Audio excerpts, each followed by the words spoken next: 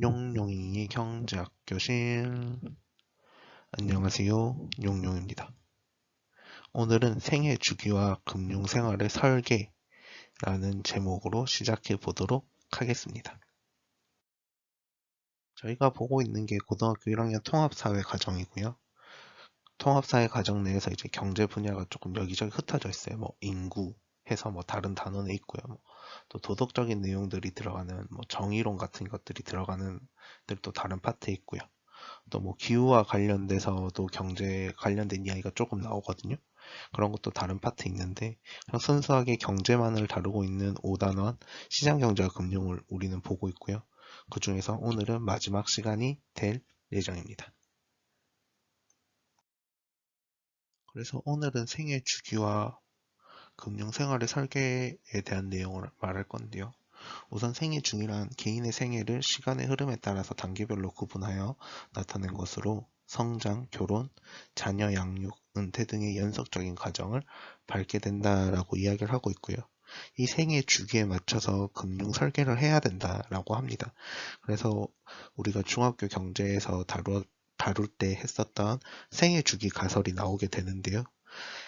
고등학교 통합사회 과정에서도 생애 주기 가설이 그대로 똑같이 나오게 돼요. 그래서 이게 뭐 앞에서 봤던 뭐 금융에 대한 금융 상품의 종류를 다룰 때도 중학교 내용과 전반적으로 너무 비슷해서 어떻게 할까 고민을 했었는데요.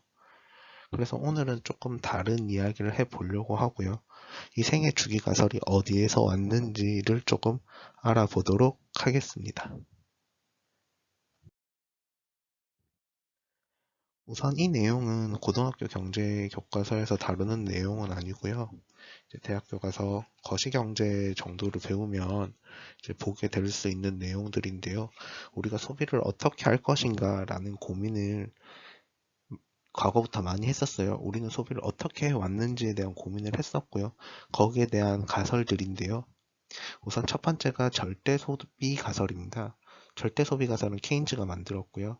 이게 우리가 버는 만큼 쓴다라는 개념을 가져오게 돼요. 그래서 버는 만큼 쓴다. 어떻게 얼만큼 벌어서 얼마를 쓰느냐에 대한 고민을 하게 되는 거고요. 그 다음은 상대소득 가설입니다. 두준베레란 분이 이제 상대소득 가설을 만들었는데 자신이 버는 만큼 쓰는 것이 아니라 자신이 과거의 최고소득과 내가 속해 있는 어떤 집단의 소비 형태의 영향을 받아서 내가 과거의 내 자신 혹은 내가 속해 있는 집단과 비교를 하면서 소비를 한다라는 이야기를 하는 거고요. 그 다음은 항상소득 가설입니다. 항상소득 가설은 이제 프리드만이라는 분이 주장하셨는데, 이때는 소비는 이제 절대적인 소득 크기에 의존하는 것이 아니라 자신의 항상소득에 의해서 결정된다라고 이야기를 해요. 그래서 그러면 이게 절대소득 가설과 어떤 차이가 있냐라고 이야기를 해보면 절대소득 가설에서는 내가 이번 달에 얼마를 벌었으니까 얼마를 쓰겠다가 돼요. 근데 순간적으로 나의 수입이 폭발적으로 증가할 수 있잖아요. 뭐 최근에 뭐 뉴스에도 나오겠지만 스톡 옵션을 사용했다라든지 혹은 내가 복권에 당첨되었다든지 이렇게 해서 순간적으로 나의 수입이 폭발적으로 증가하는 경우가 생길 수 있거든요. 그런 경우에는 그걸 나의 항상소득이라 보는 것이 아니라 임시소득으로 보게 돼요. 그래서 임시소득이 발생하였을 때 나의 장기적인 소비는 별로 영향을 받지 않는다라고 이야기를 하는 거거든요. 그래서 나의 소비는 나의 항상소득과 관련되는 거지 나의 임시소득과는 별개의 문제다라고 이야기를 하고 있고요. 뭐 좀 더 딥하게 들어가면 항상소득이 이제 장기적인 평균으로는 0이 되기 때문에 이제 항상소득이 소비에는 영향을 그렇게 미치지 않고 항상소득만이 이제 실제 소비에는 영향을 미치고 임시소득은 나의 소비에 그렇게 큰 영향을 미치지 않는다라는 이야기를 하는 거고요.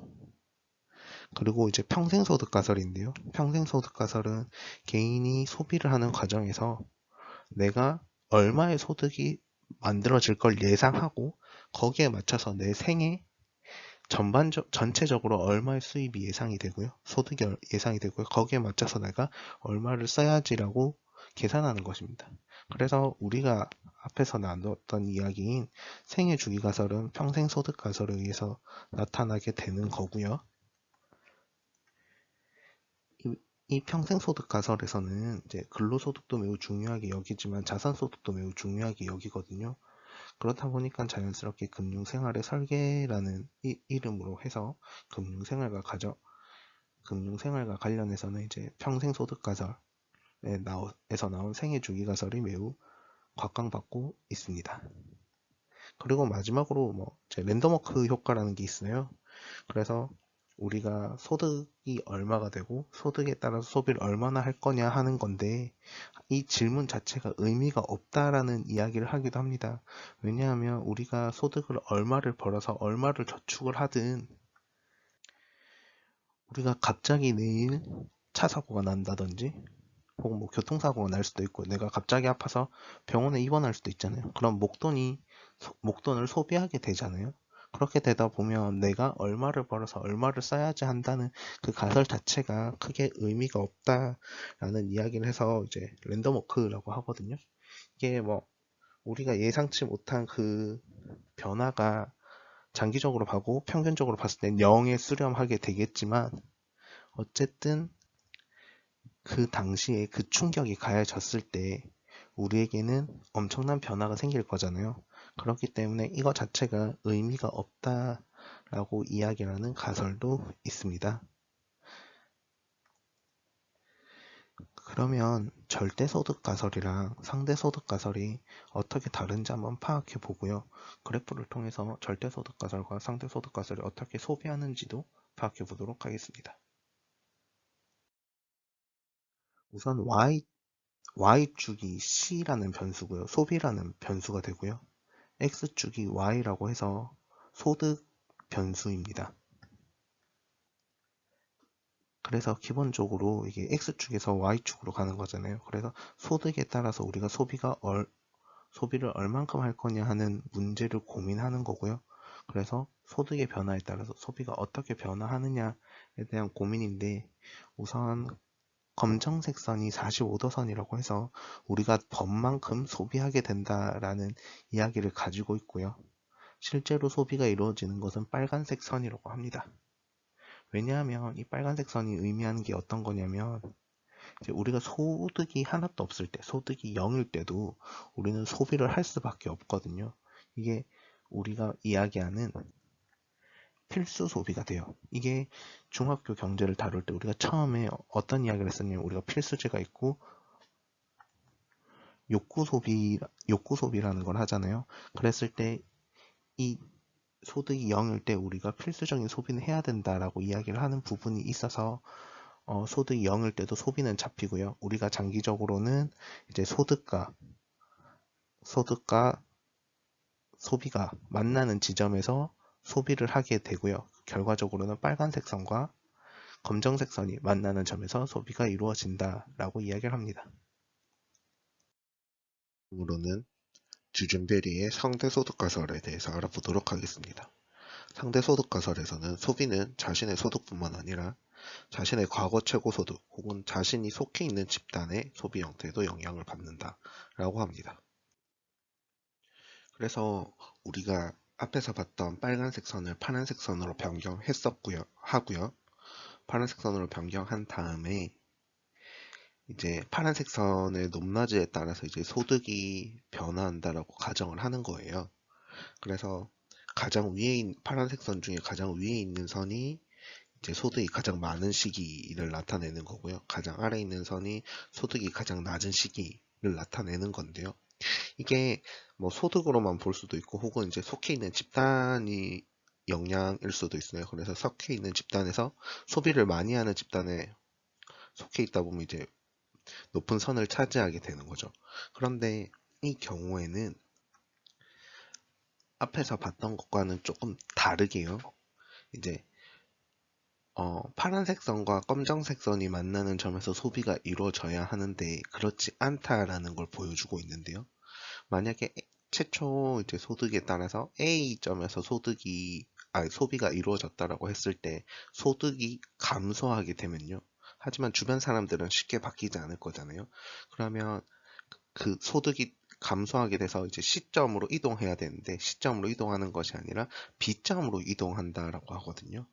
그래서 B점으로 이동했다가 이제 소득이 계속해서 줄어들어 있는 상태에서 주변 사람들이 변화하게 되고 혹은 나의 생활이 힘들어져서 변화하게 되면 이게 B점에서 C점으로 이동하게 된다라고 하거든요. 그래서 C에서도 1호 E점으로 바로 이동하는 것이 아니라 D점을 거쳐서 E점으로 이동한다 라고 이야기를 하고 있습니다. 그래서 이 빨간색 선을 따라서 소비를 하게 된다라고 하고 있고요. 이 빨간색 선이 톱니처럼 생겼다 해서 이걸 톱니 효과라고도 이야기를 하고 있습니다. 더불어서 이제 이게 나의 최고 소득만이 아니라 주변에 속해 있는 집단, 내 소비 형태에도 영향을 받는다라고 해서 전시 효과라고도 불리고 있고요.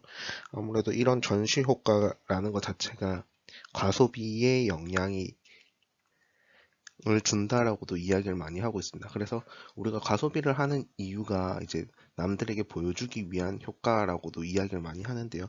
그런 모습을 이제 명확하게 보여준 소득 가설이라고 할 수 있습니다. 질문 있으시면 댓글로 남겨주시고요. 구독과 좋아요는 필수입니다.